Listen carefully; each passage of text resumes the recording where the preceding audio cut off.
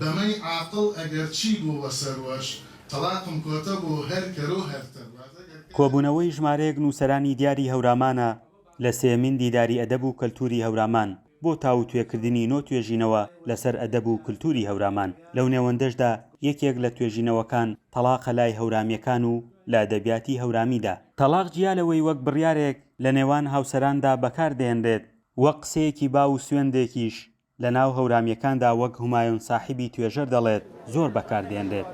تەلاق لە شعری کلاسیکیدا وەکو شاعرانی ئەمە مەلا بوون لایەن لەو مەوزوعە کردوێتەوە، بەڵام ئێستا هەر تەلاق خستنەکە هاتوۆتە ناو ئەدەبیاتی شعرەوە، ینی شعری هەورامی بەڕێز یاک جەمالی قادرپور هەر بێژەی تەلاقم کۆتە بوو، هەر ئەم بێژەیە لە ناو شعراتەبەنیەکەوە چەندین تەلاقە شعری من ناون تەلاقە شعر چەندین تەلاقیەوە لە باوەڕێ هەورامەکانیشا پێیان وانە ئەم تەلاقە پایەداری نیکا هەڵەوەشێنێتەوە. بارانباگ وەک سیمبولێکی هەورامیەکان لە تەلاقستندا دەبینرێت. تەلاقەکانی ئەو هەندێکیان ڕەخنەن و هەندێکی دیکەشیان چێژبەخشن. هەورامیەکانی زۆر جار بۆ تەلاقەکانی ئەو دەگەڕێنەوە.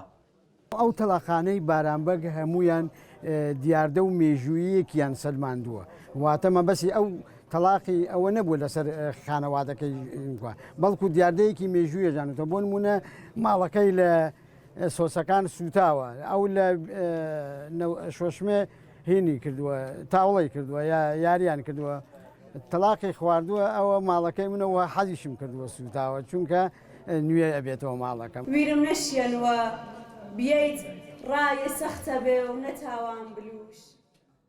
مەولەوی و مەلا حەسەنی دزڵی و جەمالی قادرپور و چەندین شاعری دیکە تەلاقیان لە شێعرەکانیاندا وەک کەرەستەیەکی شعری بەکارهێناوە، مانای جیاوازیشان پێداوە. ئەگەر دیوە قوڵەکەی و مەدلولە قوڵەکانی و مانا جیاوازەکانی وەرگین دۆخێکی ئیستاتیکی زمانەوانی مەتاتی پۆتانسیاڵەکانی ناو زمانی هەورامیمان پیشانەدا. بڕێجار ڕاستە لە ڕووی دۆخێکی سەرەتایی و پرسێکمان بۆ یەکلاکاتەوە، بەڵام ئەگەر سەرنج بینە تەلاقەکانی مەسەلەن هەندێک تەلاقی فەرشید وەکو شاعیرێکی نوێ، هەندێک تەلاقی جەمالی قادرپور، هەندێک تەلاقی مەلا حەسەنی دزڵی، دالەکانی ناو تەلاقەکان مەدلولێکی تریانەیە، جۆرێک لە ئیستاتیکا بەرەمێنن، هەتا جۆرێک لە وێنەی شعری بەرەمێنن. هەمایون ساحیب چەندین بەیتی شعری لە ناو ئەدەبیاتی کلاسیک و نوێ بۆ وشەی تەلاق دەهێنێتەوە کە وەکو زمانێکی ئەدەبی خراوەتە ڕوو. بڕێ کەس ناکەس و حاڵی جەفامن نەیاوان و هەتا هەن پاسە خامن چەنیش خاسی کەری و کریەی بە ناکەس تەلاقم کۆتە بۆ خاسی حرامە. تەلاق لە زمانی ئەدەبدا وەک زاراوەیەک بۆ چەند مەبەستێک بەکار هاتووە، هەندێک جاریش وەکو سوێن بەکارهاتووە.